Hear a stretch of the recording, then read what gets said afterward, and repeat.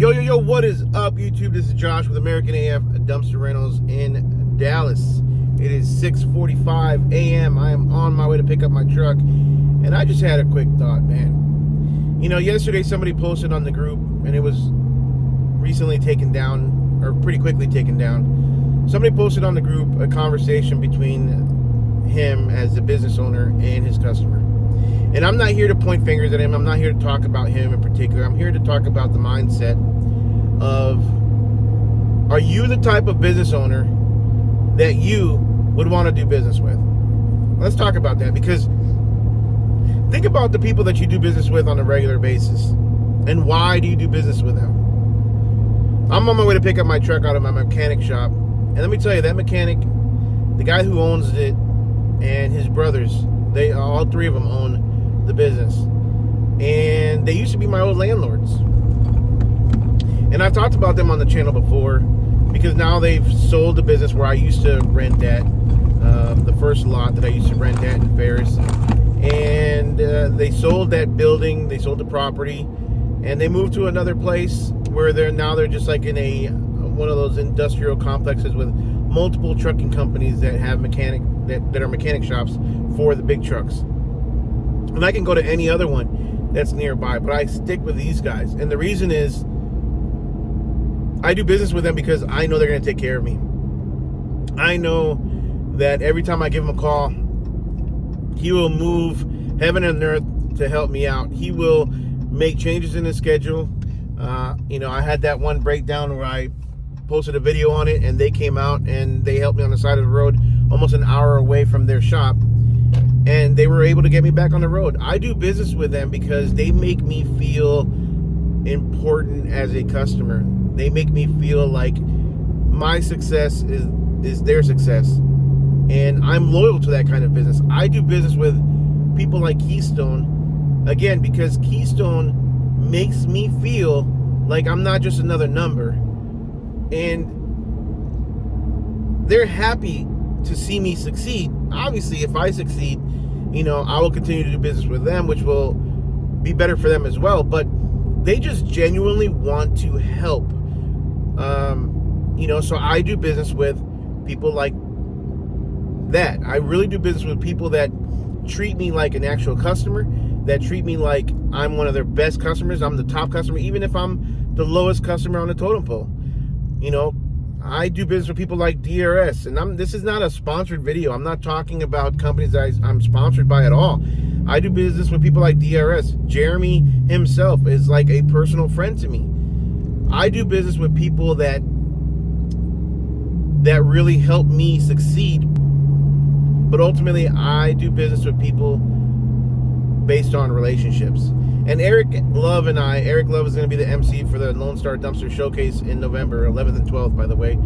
If you haven't grabbed your ticket, you better grab your ticket, because it's going to be incredible. 2-day major event, unlike any other. Big speakers. I'm talking about outside the industry speakers, but I'm talking about outside the industry keynote speaker that is going to be the top of the line. I've got major vendors, all that stuff. Anyways, all that to say, I had a conversation with Eric Love last night on my live, and if you didn't see it, you should go back and watch my live with Eric. But we talked a little bit about doing business with people based off of relationships. And at the end of the day, obviously, you need to get your product or whatever it is that you're buying from them out of it. It needs to be quality, and it needs to be good. But nowadays, it's not just about quality. He talked about a complete circle, kind of like, we went from, pre-phone, pre-text message, pre-email age to everything's about text, everything's impersonal, and now all of a sudden it's like kind of full circle. You can be successful, and you can have one step in front of the next guy or the other guy or your competition by just simply picking up the phone and being personable, being, caring about the actual customer versus just. And I'm very rough around the edges. Let's be honest. Like, I'm the kind of guy who calls it like it is. And if there's no common sense in somebody that I'm talking to, sometimes I just spit it out, and that's not good. But my point is, like, you've got to do business with people that want to do business with you and that make you feel special. And it's about the relationships. And I guarantee you, your competition, especially the big boys, those Waste Managements, those Republics, they're treating their customers like regular numbers. They're treating their customers like they're bothering them. We should not be doing that. And again, I go back to the Facebook post, and again, I'm not trying to call this guy out. I didn't even pay attention to who it was that posted it. It doesn't matter to me. And I didn't comment because I don't like creating negativity. If I don't agree with the way someone's doing business, a lot of times I just bite my tongue, and it's not my business how other people conduct their business. However, this was kind of shocking to me, and I feel like that guy owes his customer an apology. And let me tell you why. He made a post thinking that it was some big thing, and he said something about that, we as business owners have to stand on business and not let other people disrespect our business. And he used an example, and he posted a picture of text messages between him and his customer where there was a $12 overage in dump fees. And he said it wasn't about the amount of money, it was about the principle, which I kind of understand what he meant by that. But there was a $12 overage fee in tonnage, and when he went to charge the customer's credit card, it declined. He instantly went to the assumption, maybe right or wrong, but he instantly went to the assumption that the customer canceled their credit card because they didn't want to pay any overage fees.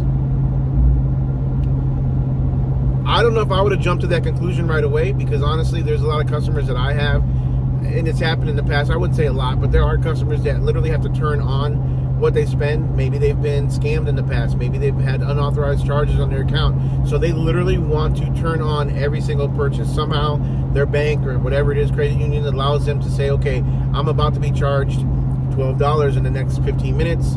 Let me go ahead and authorize $12 to be charged. Maybe the person had a negative bank account. Maybe the person had zero and didn't have money in the account.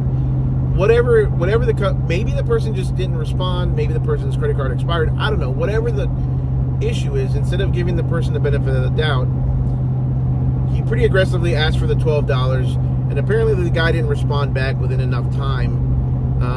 He had said in the comments later on that it was about 4 hours.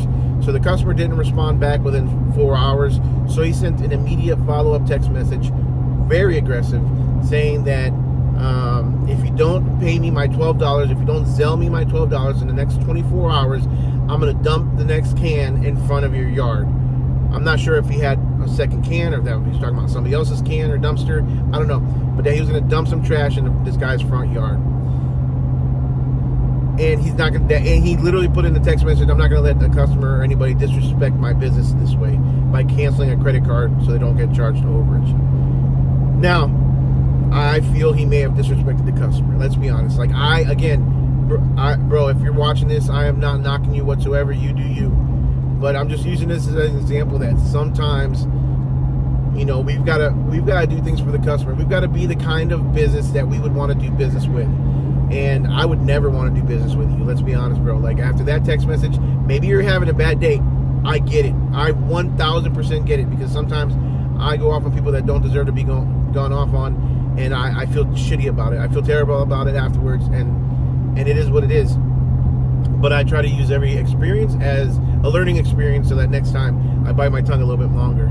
And it just may be you're young into business and you're inexperienced. It may be that, again, you were having a bad day, whatever it is. But at the end of the day, we should not be treating customers like that. People give us their hard-earned money, and we, in exchange, provide a service. And we should provide that service with a smile on our face and a big heart. And especially in today's economy, every dollar earned is, well, I don't know what the saying is because I'm terrible at sayings, but every dollar gained is a dollar earned, whatever it may be. But in today's economy, it's really hard to get people to open their wallets. Don't treat your customer like another number. Honestly, and me personally, I don't know about you guys, but a lot of times if I don't give it away for free, I include tonnage in my pricing. And let's make that really clear, because that's been coming up, and there's been a lot of chatter about that in the last few months. I don't give anything away for free. I include tonnage in my pricing. Now, a lot of times if they go over by a little bit, I'm not going to nitpick a few dollars or a few tenths of a ton. I'm not going to nitpick that kind of stuff. I probably wouldn't have charged it, but that's just me. Obviously, you got to draw the line somewhere. And if it's at 2 tons, if it's at 3 tons, and you charge. But it's all about communication. It's all about open communication. It's all about how you talk to your customer. It's all about respecting your customer. And it's all about future business. Maybe this customer could have given you business in the future, maybe not. Maybe this customer has friends in the industry or friends that could use you in the future, maybe not. Maybe this person had one of the biggest opportunities you could have had in your business and you just burned that bridge. Maybe you didn't. I don't know. But again, it always goes down to, are you the kind of business that you would want to do business with? And think about who you do business with. Think about those relationships that you have, because those relationships that you're most loyal to are usually the kind of businesses that you do the most business with, and that really you require in order for your business to actually be successful. My mechanic, he will be my mechanic for a long time. Until he decides to close his business, he will be my mechanic moving forward. And he has been for the last 1.5 to 2 years for my trucks. Why? Because he wants to see me succeed. He will do whatever he has to do to get me taken care of. Same thing with Keystone. Same thing with DRS. Same thing with my hat people that make my hats. Super cool people. We've got to treat people like people. We've got to do that complete circle. We've got to stop treating people like they're bothering us, like they're bugging us. And let me tell you a perfect example of somebody that does this to the 10th degree is Daniel the Dumpster Helper. And I'm going to give him a shout out. His whole motto, his whole theme, his whole purpose of his business is to help. Literally, it's in his name, Helper Dumpster Rental. He's here to help. And those people, sooner or later, one way or another, always are successful. And success is subjective, right? That's another thing I want to talk about. Success is subjective. I have a hard time with saying that I'm successful because I don't feel that I'm there yet. Not in my eyes, but success is 1,000% subjective. Success for one person can be that they're just providing for their family. They have the freedom to do what they need to do. They have the freedom to go on vacation once a year. Success can be for somebody, that they can just pay their bills and their mortgage, and that's it. No extra money. They don't need extra money. And then others, it could be they want a yacht and a plane and this and that. They want to live the Trump life, or they want to live the rich life. They want to live like the Kardashians. They want to emulate what people do on TV. That's why I say, and this will be the first time, and this won't be the last time you're going to hear this, but fuck the gram. Do it for the profit. In your business, you need to forget about doing things for the show. You need to forget about doing things for the opinion of others. You need to forget about doing things so that you can look good on Instagram.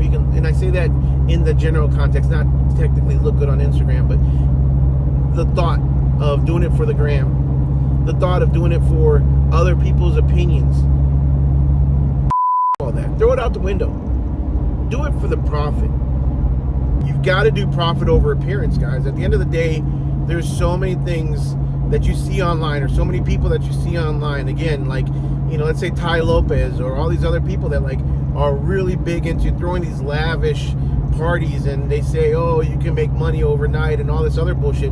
And obviously we can see through that. We can see that that's bullshit. Like Eric said, everybody wants to be famous, but they shouldn't do so in a way that can really hurt other people. And when I say it hurts other people, if we're drawn to them so much and we're thinking, okay, well, obviously, there's out there spending all kinds of money on brand new pickup trucks, on boats, on yachts, on ski-doos, or, jet skis or four-wheelers or whatever it is, draws your attention to them, and you want to do it as well. Well, okay, but they might be in a different position than you are. They might be able to, either they could be faking it, they could be very well off. They're already 10, 15, 20 years ahead of you as far as business is concerned. They're just in a different situation. To take all your profits or all your money and put it in things that don't have a return back, that's very dangerous for you. I'm just, a big warning, because I hear it all the time. I'm not making any money, but when you break it down and you look deep into it, they're spending money on things they probably shouldn't. They're spending money on equipment that they probably shouldn't, or they're spending money on the wrong type of equipment, or on toys, all that kind of stuff. There's a million reasons why, But always remember, it should always be profit over appearance. If it doesn't make profit, it doesn't make sense. And Graham, do it for the profit. Bottom line, it's very easy to go down the wrong path, or very easy to be sucked into the lavish lifestyles when you're not there yet. You know what I'm saying? If you're not there yet, you're not there yet. You've got to hold on to that money as long as you can, y'all, because there will be another downturn in this economy. There will be another COVID. There will be another 2020. There will be another event, a mass event that's going to cause us to lose a lot of money, or for those of us that aren't ready for, like I wasn't ready for COVID, to really, really hurt us. So it's super important to not just throw away your money now, or not just waste your money without reason with things that won't make you a return back. And you're gonna hopefully it's not true. Hopefully it never happens. But you're gonna wish you never did spend that kind of money. You're gonna look back 10 years from now and think, did that really matter?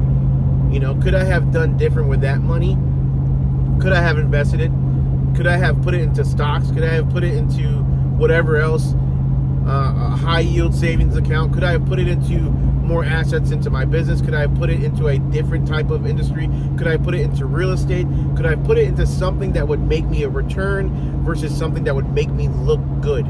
If it doesn't make it on your balance sheet, if it doesn't make it on your profit and loss, it shouldn't be worth spending your money on. If you want to be successful, everything you do should be done with that end goal in mind. I hope to see you on November 11th and 12th at Keystone Way Solutions in Rome, Texas. Because I'm telling you, this is going to be one hell of an event. Opportunities to shake hands, opportunities to grow your business, opportunities to meet people who can help you, who can be mentors, who can be long-term friends. I have so many friends in this industry because I can look people in the eye, shake their hand, be genuine, and actually be happy in their success. So stay tuned. Make sure you like, subscribe, smash the notification bell.